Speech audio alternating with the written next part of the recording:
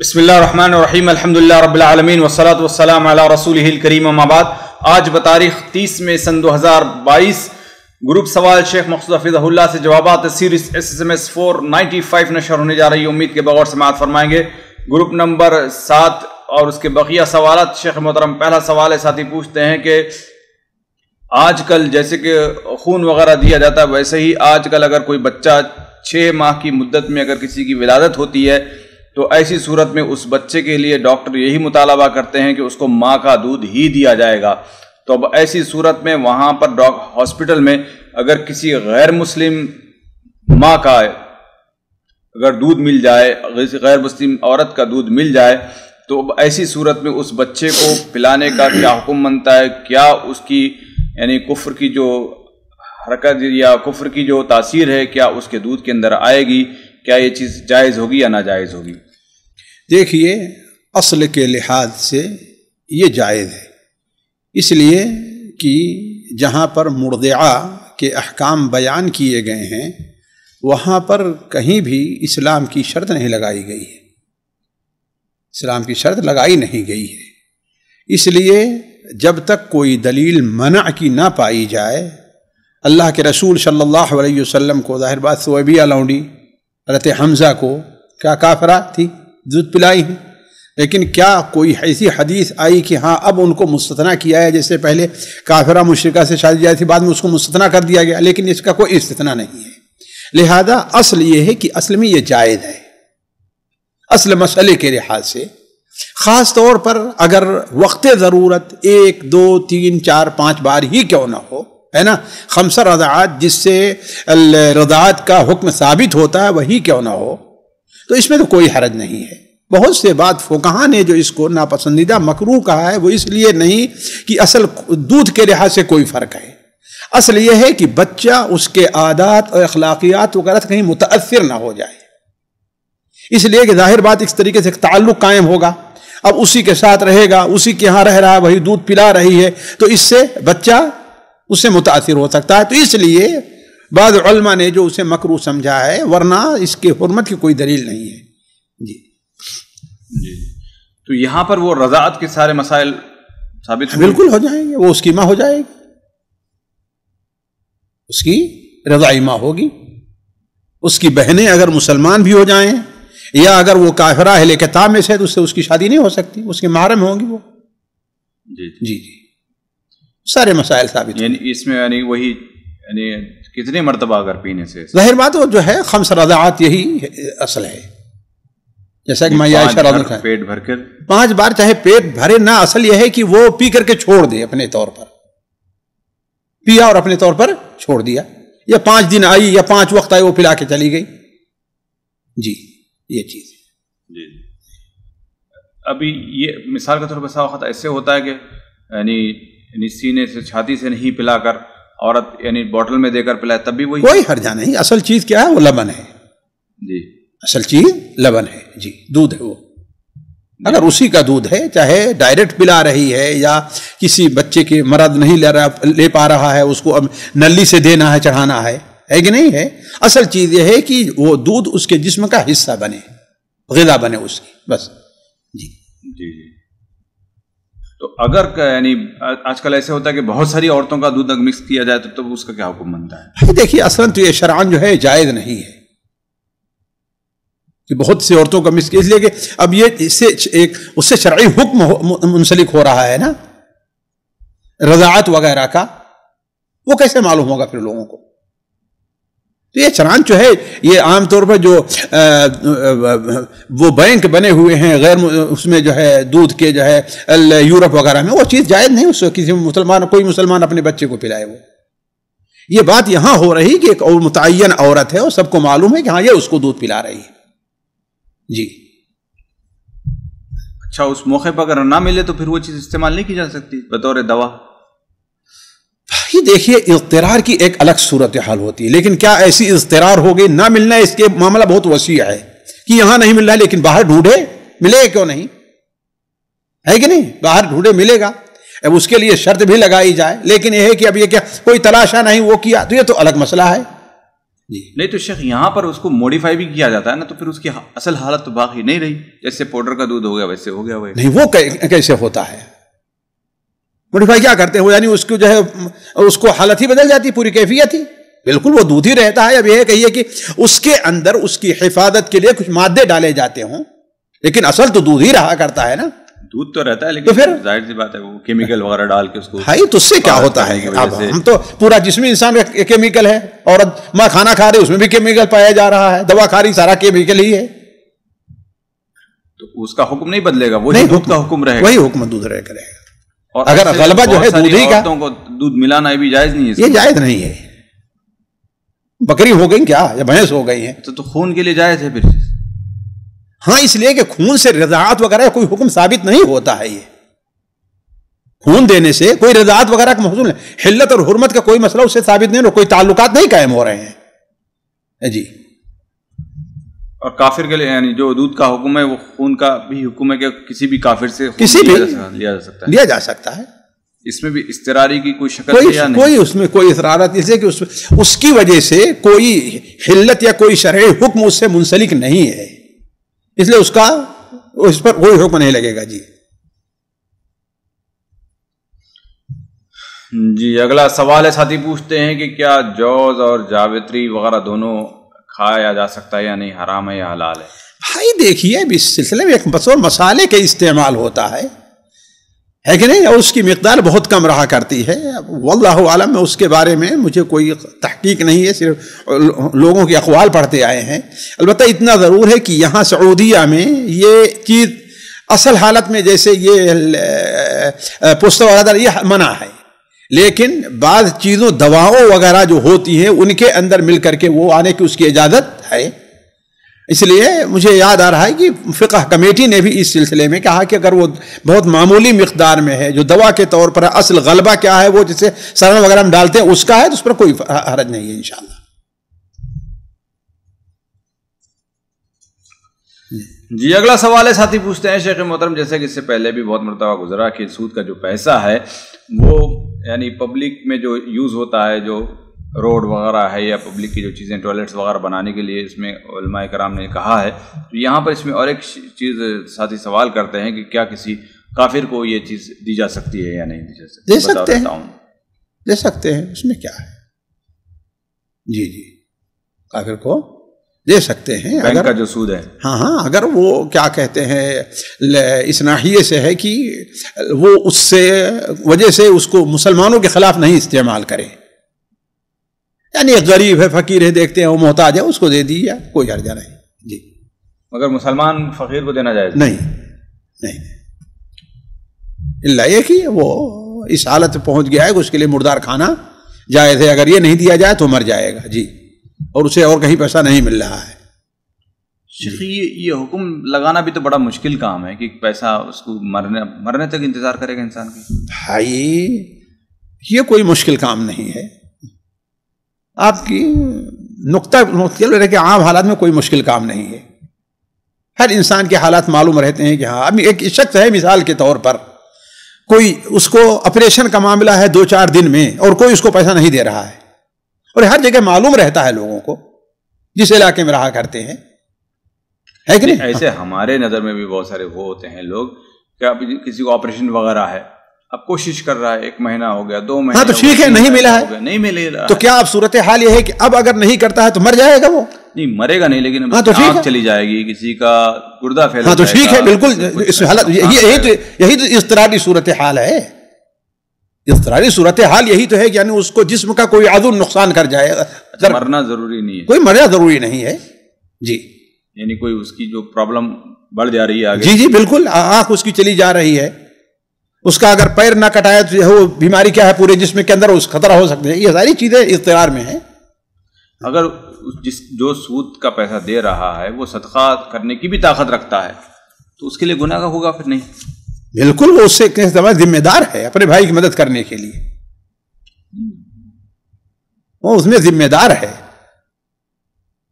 نہیں ایسا فقیر ہے جس کو کوئی جانتا وانتا نہیں ہے، لیکن اس کا آگے نہ پیچھے، تو بھائی دیکھیے آگے یا پیچھے، لیکن معلوم ہے کہ ہمارے ہاں رہتا ہے مسلمان تو ہے، کہ نہیں معلوم ہے؟ کوئی ضروری نہیں کہ آگے اس کے پورے خاندان کو جانتے ہوں آپ، قرض تھوڑی دے رہے ہیں آپ اسے، وہ تو آپ صدقہ کر رہے ہیں جی، قرض تو دیا نہیں جا رہا ہے کہ آپ اس کو جانے کہ ہاں یہ کون ہے، نہیں جانے نہیں، مثال کے طور پر دور کے ہیں، یعنی راستے میں بیٹھتا ہے، فقیر ہے، اس کی آنکھوں کا مسئلہ ہے، اب اس کا کچھ کرانا ہے، ہاں تو ٹھیک ہے، معلوم ہے کہ ہاں ہاسپٹل میں گیا اور معلوم ہے کہ ہاں اس کو دیکھتے ہیں تو ٹھیک ہے، مسلمان ہے کہ نہیں مسلمان ہے جی تو ٹھیک ہے، کرا دیں اس کو، صدقہ کریں اس کو، مسلمانوں کا فرض ہے۔ نہیں اللہ کے رسول بھائی دیکھیے اسلام نے تو یہاں تک اجازت دی، کسی آپ وہاں پر جاتے ہیں، آپ مہمان ہیں، باہر سے آئے ہیں، زبردستی لے کے کھا سکتے ہیں آپ ان سے، ان کی اس کی مہمان نوازی آپ 3 دن تک فرض ہے لوگوں کے اوپر، تو اس کا علاج نہیں فرض ہوگا لوگوں پر؟ تو اب لوگوں پہ تو سارے لوگوں پر فرض ہوگا، ایک پہ تو نہیں ہوگا۔ ہاں وہ تو فرض کفایہ ہے، اگر سارے لیں گے سارے گنہگار ہوں گے، اگر ایک کر دیتا ہے سارے لوگ گناہوں سے بچ جائیں گے اس میں۔ فرض کفایہ یعنی ہر فرد اس نائے سے کیا ہے طالبہ ہے اس سے کرے، اگر دوسرا کوئی کرے تو اس سے بری ہو گیا۔ جیسے ایک گاؤں ہے اس میں اذان کا ہونا کیا ہے، علماء کہتے ہیں فرض کفایہ ہے، کوئی ایک دے دے سارے، اگر کوئی ارے بھائی وہ دے گا، ارے وہ دے، سارے لوگ گنہگار ہوں گے پھر۔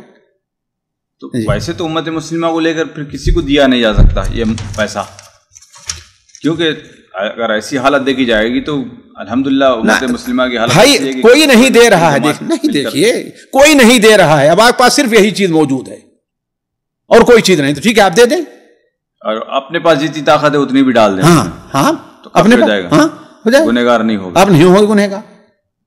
تو اصل آپ مسئول ہیں اپنے لیے نا، پوری امت مسلمہ کا مسئول نہیں ہے آپ، حاکم نہیں ہیں آپ، نہ قاضی ہیں کہ آپ اس کا فیصلہ کریں، اپنے طور پر اس کا فیصلہ لیں جی۔ جی اگلا سوال ساتھی نے ایک پوسٹ بھیجی ہے، یعنی آیت کی تفسیر پوچھی ہے کہ اعوذ باللہ من الشیطان الرجیم لا یؤاخذکم اللہ باللغو فی ایمانکم، یہ جو آیت ہے اس کی کیا تفسیر ہے، یہاں پر یعنی قسم وغیرہ سے کیسے مراد لیا جائے گا؟ بھائی دیکھیے یہ آیت سورہ الانعام کی ہے، مائدہ والی ہے یا کون سی ہے؟ جی مائدہ والی ہے، سورہ مائدہ کی، لا یؤاخذکم اللہ باللغو فی ایمانکم ولکن یؤاخذکم بما عقدتم الایمان وکفارته اطعام 10 مساکین من اوسط ما تطعمون اہلکم وکسوتهم وتحرير رقبہ، یہی ہے نا؟ دیکھیے اس کے اندر اللہ تبارک و تعالی نے قسم کے احکام اور آداب بیان کیے ہیں۔ قسم کی اللہ تعالی نے اولاً 2 قسم کی ہے، ایک لغو قسم ہے اور ایک قسم یعنی جو ہے مؤکدہ ہے۔ لغو وہ ہے کہ جو انسان بسا اوقات عادت کے طور پر اپنے کلام میں حسن پیدا کرنے کے لیے وہ بول دیتا ہے، لیکن اصل مقصد جو ہے وہ قسم کھانا نہیں ہوتا، جیسے لا واللہ ہے کہ نہیں ہے، اس قسم کی چیزیں جو ہوتی ہیں تو اللہ تعالیٰ فرماتا ہے کہ اس کے اوپر انسان کی کوئی پکڑ نہیں، وہ پوری ہو نہ پوری ہو، کفارہ ہے کہ نہیں کفارہ ہے، یعنی اس پر کچھ حکام مترتب ہوتے ہیں، کچھ کوئی حکم نہیں مرتب ہوتا۔ البتہ وہ قسم جو انسان اپنی چیز کو مؤکد بنانے کے لیے اور اس نیت سے کھاتا ہے کہ ہاں بھائی یہ چیز مجھے کرنی ہے یا نہیں کرنی ہے، جیسے مثال کے طور پر کوئی انسان قسم کھا لے کہ ہاں بھائی میں یہ قسم کھاتا ہوں کہ میں کل فلاں جگہ کا سفر کروں گا، قسم کھا کر میں کہتا ہوں میں آؤں گا آپ کے یہاں، لیکن نہیں جاتا ہے، تو بھائی اسی صورت میں اللہ تعالیٰ نے اس کا کفارہ رکھا ہے۔ کفارہ کیا ہے؟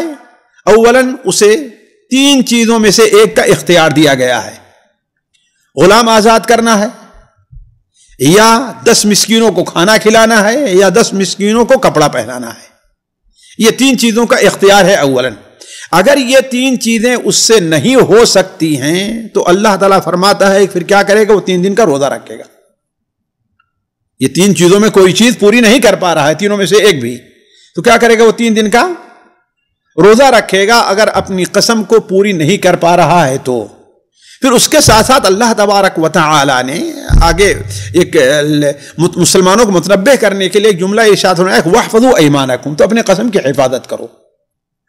قسم کی حفاظت ایک بڑی عام لفظ ہے جس کے تحت بہت سے معنی آتے ہیں۔ مثال قسم کی حفاظت کرو کہ قسم کھانا ہے تو وقت ضرورت ہی کھائی جائے، قسم کھائی جائے تو قسم جس چیز کی کھائی جانی چاہیے، جس چیز پر کھائی جانی ہے وہ چیز قسم کھائی جائے۔ اب یہ نہیں ہے کہ آپ کہیں کہ میں تمہیں قسم دیتا ہوں کہ تم یہ کام کرو، اپنے بھائی کے لیے قسم نہ دلائیے آپ، ہے کہ نہیں ہے؟ تو اسی طریقے سے قسم کا معنی یہ ہے کہ اگر قسم تم کھا رہے ہو تو قسم کو پوری بھی کرو، اپنی قسم کو پوری کرو۔ قسم کی حفاظت کا یہ معنی ہے قسم کھاؤ تو سچی قسم کھاؤ، جھوٹی قسم نہ کھاؤ۔ اور قسم کے پورے کرنے کے اندر حفاظت میں یہ بھی داخل ہے کہ اگر کسی وجہ سے قسم کا پوری نہیں کر پا رہا ہے انسان، اس کا کفارہ ادا کرے. تو احفظوا ایمانکم. جی اگلا سوال ہے، ساتھی پوچھتے ہیں کہ شیخ محترم اگر کوئی شخص ایک کنفیوز نیت کے ساتھ اگر زمین خریدتا ہے، کہ کبھی اس کی نیت ہوتی ہے کہ وہ بیچے، کبھی کہتا ہے کہ بیوی کو گفٹ کر دے، اور کبھی کہتا ہے سوچتا ہے کہ وہ مسجد بنا دے، کبھی کہتا ہے کہ بچوں کے کام آ جائے، تو ایسی زمین اور ایسی نیت کے ساتھ کیا اس پر زکوٰۃ واجب ہوگی یا نہیں؟ کچھ اور نیت نہیں کر لیتا ہے بیچارہ، تو ایسا نیت میں نہیں سمجھتا ہوں کوئی آدمی جو ہے وہ عزم اور رکھتا ہے کرے گا. علی کل حال جب تک وہ اسے عروض تجارت کی شکل نہ دے دے.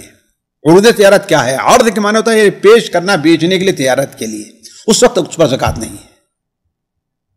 یہ تردد ہے تو گویا کہ وہ ابھی عروض تجارت میں شامل نہیں ہے. عروض تجارت میں کب شامل ہوگا؟ جب کہ وہ پیش کر دے کہ ہاں بھائی بس انتظار کر رہا ہے قیمت کے آنے کا، قیمت چڑھنے کا، پیسہ آنے کا، مناسب گراہک آنے کا، ہے کہ نہیں ہے؟ یا اور ابھی تو نہیں، ابھی 1 سال اور گزرا تو اور مہنگا ہو جائے گا، جیسے ہوتا ہے نا. تو گویا اب یہ اس وقت اتنے تجارت کے لیے لیا ہے، تو ایسی صورت میں اس پر زکوٰۃ ہے، ورنہ نہیں. جی اگلا سوال ہے، ساتھی پوچھتے ہیں شیخ محترم اگر کوئی پرانا گولڈ بیچ کر نیا اگر خریدنے جاتے ہیں، تو ظاہر سی بات ہے اگر تھوڑے پیسے اگر اس میں ڈال کر اگر ہم نیا سونا لیتے ہیں تو اچھا اور سستا مل جاتا ہے، تو کیا یہ چیز سود میں ہوگی؟ ورنہ اگر ہم اس کو بیچیں گے تو ظاہر سی بات ہے وہ سستے میں جائے گا، اور نیا سونا جب لینے جائیں گے تو وہ کافی مہنگا ملے گا. علی کل حال آپ چاہے جیسا کریں گے وہ آپ کو پیسہ الگ سے دینا ہی پڑے گا. تو آپ جائیے اس کو سودا کر کے اس کا پیسہ آپ لے لیجئے، پھر اس کے بعد آپ نئے کا سودا کیجئے. اس سے کم میں مل جائے آپ کو، اس سے زیادہ میں مل جائے، کوئی بات نہیں. لیکن آپ اس سے نہیں کہنا ہاں بھائی یہ لو اور میں اتنا پیسہ بھی دے رہا ہوں، مجھے نیا سونا دو، تو اس کا مطلب ہے کہ یہ جی سود میں ہے. جی لیکن یہ نیت ظاہر کرنا کیسی ہے شیخ؟ کیا کہ اسے بتا دے کہ مجھے خریدنا ہی ہے تم سے، کوئی طریقہ کار ایسے ہوگا؟ کوئی بات نہیں، بالکل کہہ سکتا ہے، کیونکہ وہ ریٹ سا کے صحیح لگا. جی جی جی جانتے ہیں یہ، اسی لیے کہتے ہیں علماء یہ ایسا حیلہ ہے جو شرعی طور پر جائز ہے. ایک ایسا حیلہ ہے جیسا کہ اللہ کے رسول صلی اللہ علیہ وسلم نے، وہ صحیح بخاری کی شاید روایت ہے کہ آپ صلی اللہ علیہ وسلم، یا مسند احمد کی تو یقیناً ہے کہ آپ صلی اللہ علیہ وسلم نے جب کسی اپنے شخص کو بھیجا خیبر میں تاکہ وہاں کے کھجور کا اندازہ لگائیں اور مسلمانوں کا حصہ لے کر کے آئیں، تو انہوں نے جنیب نامی ہمارے خاص ایک اچھی کھجور لے کر کے آئے. تو آپ صلی اللہ علیہ وسلم نے فرمایا کیا خیبر کی ساری کھجوریں ایسی ہیں؟ کہا اے اللہ کے رسول ایسی تو ہے نہیں، البتہ یہ اچھی کھجور ہم 1 سا لیتے تھے، اس کے بدلے عام کھجور 2 سا دیا کرتے تھے، 3 سا دے کر کے 1 لیا کرتے تھے. آپ نے فرمایا کہ نہیں یہ سود ہے. ایسا کرو پہلے اس کو بیچ دو اور پیسہ لے لو، پھر اس کے بعد نیا سودا اور اس کے بیچنے کا، خریدنے کا.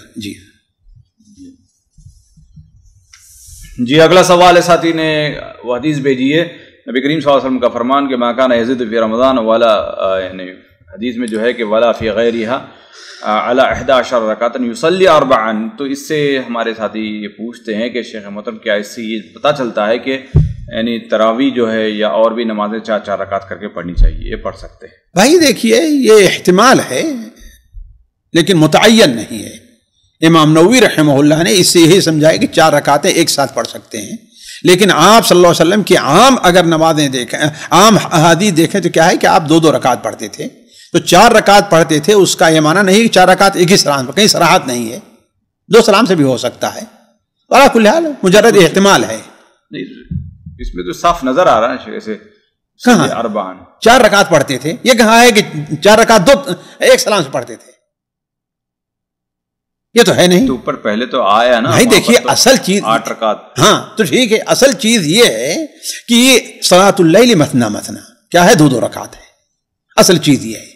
تو اس حدیث کے اوپر اس کو کیا جائے، اور آپ صلی اللہ علیہ وسلم کا عام جو دیکھے آپ 2 رکعت پڑھتے تو آخر میں 1 رکعت پڑھتے تھے، یا تو پھر اگر آپ ایک ہی سلام سے پڑھتے تھے تو وہ 5 7 9 یہ ہے. جی ہاں، یعنی 4 رکعت اور 6 رکعت نہیں ہے. کیا ہے پھر پڑھتے تھے، کتنا پڑھتے تھے؟ 5 پڑھتے تھے اور 7 पढ़ते थे या 9 पढ़ा करते थे। जी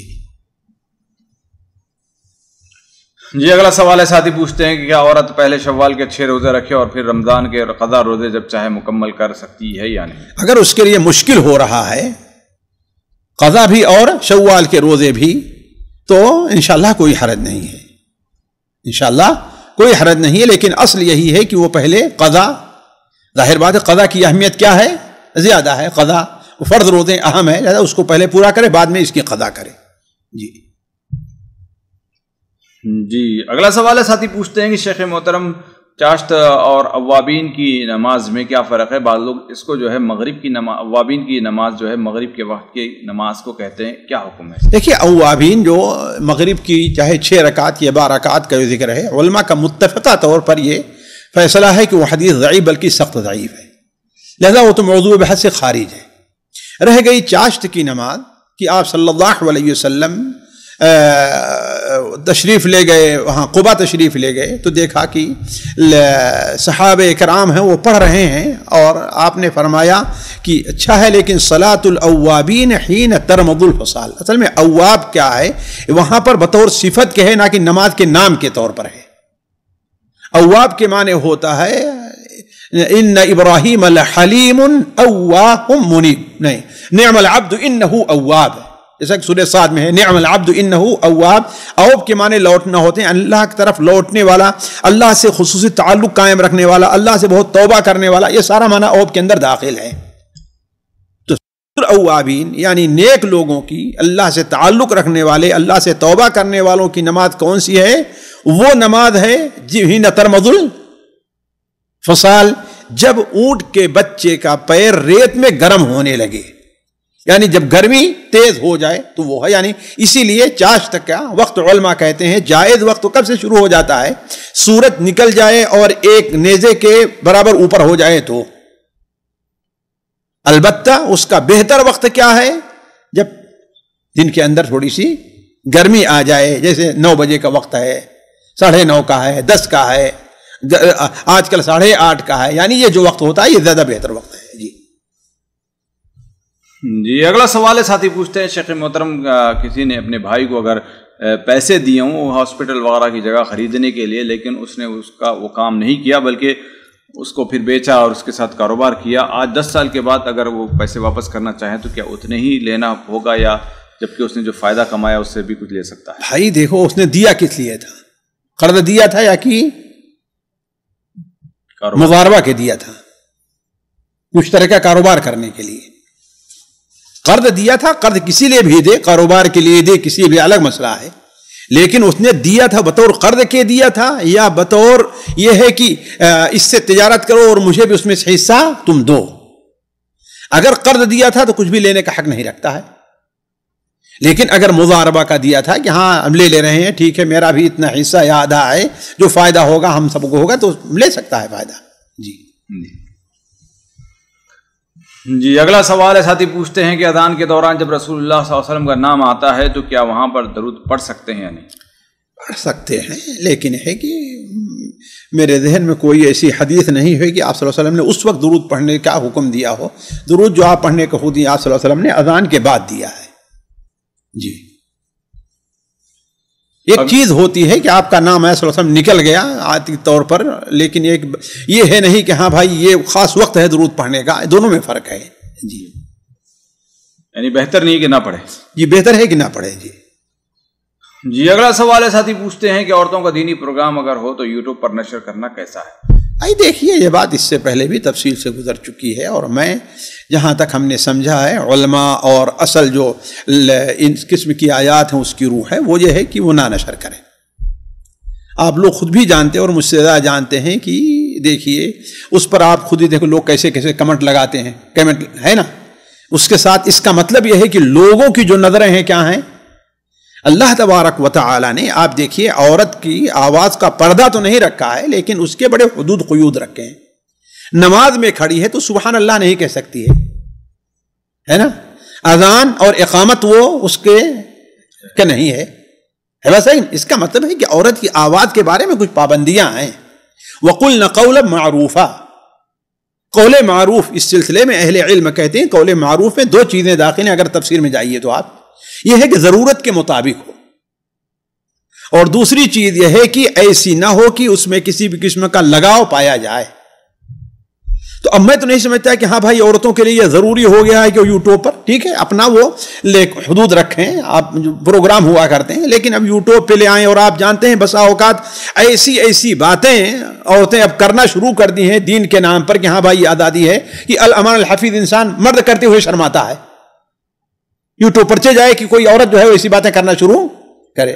تو میں ظاہر بات پہلے ہی سے ہمارا یہ موقف ہے کہ یہ چیز جو ہے وہ قطعاً غیر مناسب ہے، قطعاً غیر مناسب ہے، اس سے پرہیز کرنا چاہیے، اس سے فتنوں کا دروازہ اگر وہ بچی ہوئی ہے فتنے سے، تو مرد جو ہے جو سن رہے ہیں وہ یہ نہیں کہہ سکتے کہ ہاں بھائی مرد نہ سنیں۔ اب آپ ننگے سر اور ننگے چہرہ باہر کھڑی ہو جاؤ گا مجھے مرد نہ دیکھیں، یہ تو کوئی بات ہوئی نہیں۔ جی اگلا سوال، کچھ سوالات خواتین گروپ سے شامل کیے جاتے ہیں۔ پہلا سوال ہے، بہن پوچھتی ہیں کہ شیخ محترم اگر کوئی بہن امام نماز پڑھا رہی ہو، امامت کر رہی ہو، تو ایسی صورت میں اگر اس کو حیض آ جائے تو اب اس کو اگر نماز کے بعد اگر پتہ چلتا ہے تو کیا کرے؟ وہ اپنی نماز کا اس کو کیا کرے، اور جو جس کی نماز پڑھا رہی تھی کیا ان کو دہرانے کا حکم دے گی یا کیا کرے گی؟ بھائی دیکھیے، اگر اس کو تاکید ہو جائے کہ ہاں بھائی نماز کے دوران ہی یہ خون آیا تھا لیکن اسے محسوس نہیں ہوا، تو پیچھے والے جو ہیں ان کی نماز میں کوئی فرق نہیں، نماز ہو جائے گی، البتہ اسے اپنی نماز بعد میں دہرانا پڑے گا، جی۔ لیکن اگر محسوس پہلے ہو گیا تھا تو اس کے لیے جائز نہیں تھا کہ وہ اس حالت پر باقی رہے، کسی کو آگے بڑھا کر کے کسی کو کہہ کر کے اپنا اس سے نکل جانا چاہیے اس کو، جی۔ جی اگر وہ یعنی نہ نکلی ہو تو تب قضا واجب ہے سب کے اوپر؟ نہیں، گنہگار ہوگی ایسی صورت میں، گنہگار ہے، لیکن پیچھے والوں کی نماز نہیں، پیچھے والوں کی نماز نہیں ہے۔ آپ صلی اللہ علیہ وسلم کی حدیث ہے، وہ امام ہیں نماز پڑھاتے ہیں، اگر صحیح نماز پڑھائیں تو تمہیں اور ان کو دونوں کا اجر ملے گا، اگر وہ غلطی کرتے ہیں تو غلطی ان کے اوپر ہے، تمہارے اوپر کوئی حرج نہیں ہے، جی۔ جی اگلا سوال ہے، بہن پوچھتی ہیں کہ زمزم کا بزنس کرنا کیسا ہے، اگر کوئی لا کر اس پہ پروفٹ رکھ کر بیچنا؟ بھائی کوئی حرج نہیں ہے، اللہ کے رسول صلی اللہ علیہ وسلم نے اس پانی کے بیچنے سے منع فرمایا ہے جو پانی ابھی اصل اپنی جگہ پر موجود ہے اور عام لوگوں کو اس میں جو ہے حصہ ہے، لیکن اگر کوئی آدمی پانی لے اس کے لے آنے میں ظاہر بات اس کو آج کل ہے گاڑی سے ہوگا اور بھرنا ہوگا اور یہ ہے وہ کرتا ہے اور اس میں لوگوں کے لیے بھی آسانی ہے، تو کوئی حرج نہیں ہے اس بیچنے میں، زمزم اور غیر زمزم کا کوئی فرق نہیں ہے، جی اگلا سوال ہے، بہن پوچھتے ہیں کہ شیخ محترم ہمارے مسجد کے امام صاحب ہیں، ان کے اکاؤنٹ میں مسجد کا کچھ پیسہ آیا، لہذا انہوں نے سخت ضرورت کے تحت اس کو استعمال کر لیا، لہذا بعد میں مسجد کمیٹی نے وہ تنخواہ سے کاٹنے کی گزارش کے لیے کہا تو انہوں نے منع کیا کہ ہم اس کے لیے ضرورت مند ہیں۔ بہرحال لمبا سوال، اس کا خلاصہ یہی کہ اب اگر کوئی مسجد کمیٹی یا لوگ اگر انہیں زکوٰۃ کا پیسہ دیتے ہیں کہ تم اس جو مسجد کا چندہ آیا تھا اس کو واپس کر دو، تو کیا ان کے لیے جائز ہوگا یا نہیں؟ علی کل حال انہوں نے سخت غلط کام کیا ہے، ان کی پوری تنخواہ کاٹنی چاہیے کمیٹی والوں کو، اور یہی وہ غلطی ہے، آپ لوگ اس پر مناقشہ کرتے ہیں، جو میں ہمیشہ کہتا ہوں کہ جو اصل مال جس وکیل بنائے گا اسے خرچ نہیں کر، پتہ نہیں حالات کیا ہو سکتے ہیں، کیا حالات پیدا ہو سکتے ہیں، وہ وکیل تھے، اس کے اوپر ان کا خرچ کرنے کا اس پر اختیار نہیں تھا، ان کو وکیل بنایا تھا کہ مسجد میں آپ خرچ کیجئے، اب خرچ کرتے ان کے پاس نہیں ہو رہا ہے، ایسے ہر ایک کے ساتھ صورتحال پیش آ سکتی ہے۔ اب اگر ٹھیک ہے کوئی آدمی ان کے اوپر رحم کرتے ہوئے انہیں زکوٰۃ دے دے کہ ہاں بھائی اپنا قرض ادا کرو، یا کوئی آدمی ان کے بتائے بغیر ہی کمیٹی والوں کو خاموشی سے دے دے کہ ہاں بھائی یہ ان کے جو اوپر ہے اس کا زکوٰۃ ہم اس کو دے رہے ہیں تو اور ان کو چھوڑ دیجئے، لیکن ان کو احساس ہو تو کوئی حرج نہیں ہے۔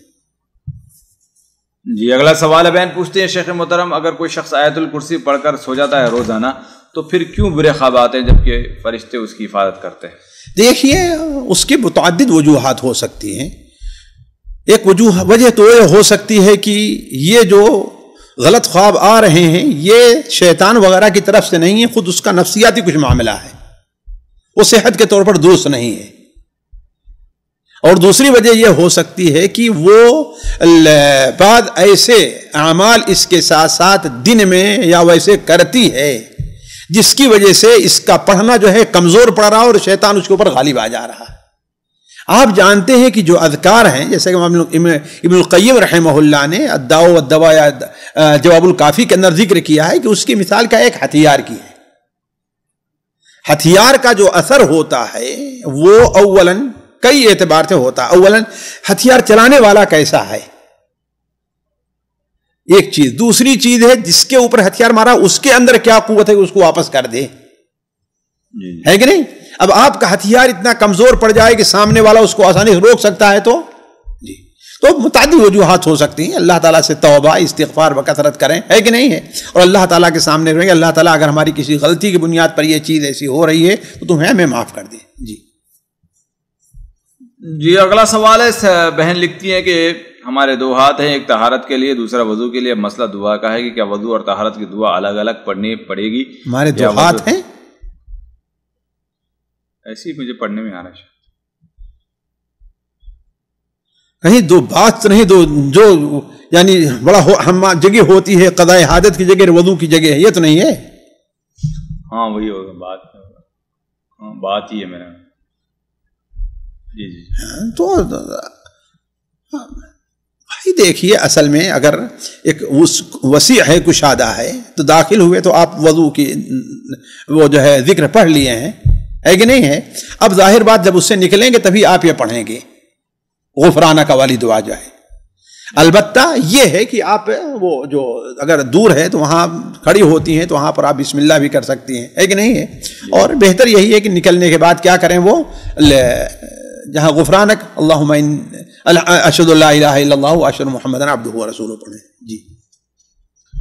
जी अगला सवाल है, बहन पूछती हैं कि शेख मोहतरम किसी सलफ़ी आलिम से इल्म लेने के लिए पहले हमें क्या देखना होगा? देखें कि हाँ भाई वो आलिम है भी कि नहीं है, देखें। हाँ तो ना उनको पता चलता तो फिर क्या, फिर अब हम क्या कह सकते हैं भाई। अब वो ये कह रही है क्या देखें, पहले देखें कि उनके पास इल्म है कि नहीं है। छोटे लेवल की बात उन्हें छोटे लेवल का इल्म हासिल करें उनसे भाई। तहारत का मसला है, ये है वो है, और बड़े बड़े जो है तो मसाइल जो होते हैं आलिम भी समझते हैं, जो भी इमामत करे खतीब हो, अल्लाह आलम, तो उनकी जिम्मेदारी है। क्या करें, अला कुल्ले हाल वो इंसान मुत्तकी है, अल्लाह ताला का खौफ रखता है कि नहीं, और अपने अव्वलन और अपने इल्म के अंदर वो मुत्तबे किताब व सुन्नत है, तो उससे इल्म लिया जा सकता है।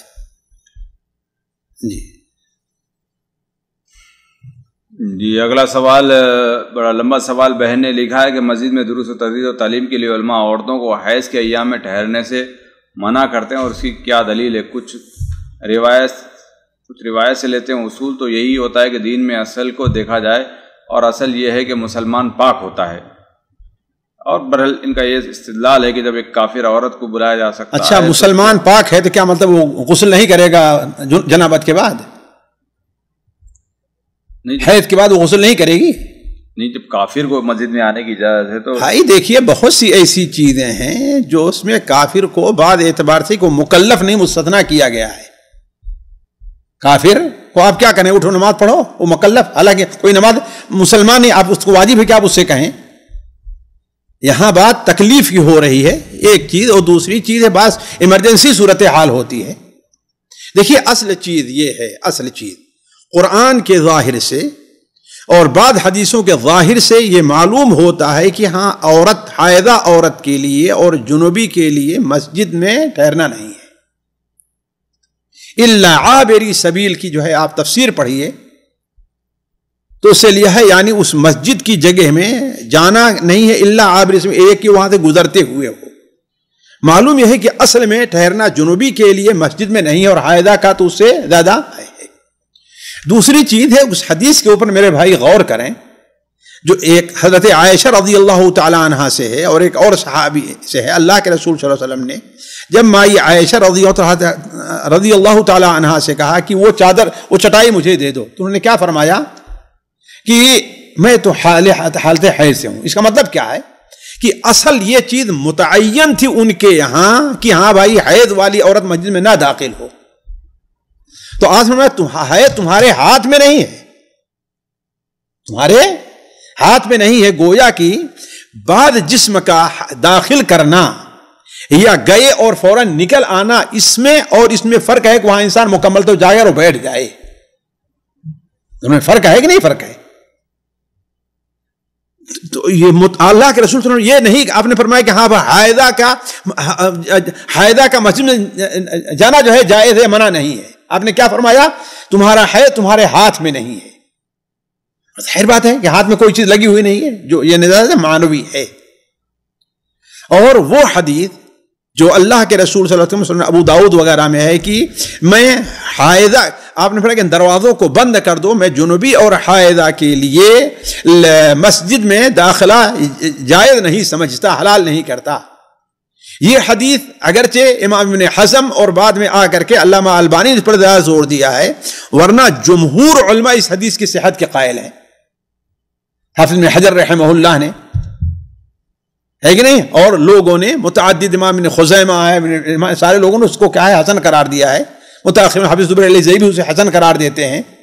वल्लवी जिन्होंने मिशकात की शरह लिखी ज़ख़ीरतुल उक़बा, उन्होंने कहा कि यह हदीस हसन है, यह हदीस हसन है। इमाम अबू दाऊद रहमतुल्लाह के ऊपर सुकूत इख्तियार करना, इसका मतलब यह है कि वो काबिल इस्तिदलाल है कि नहीं है जी।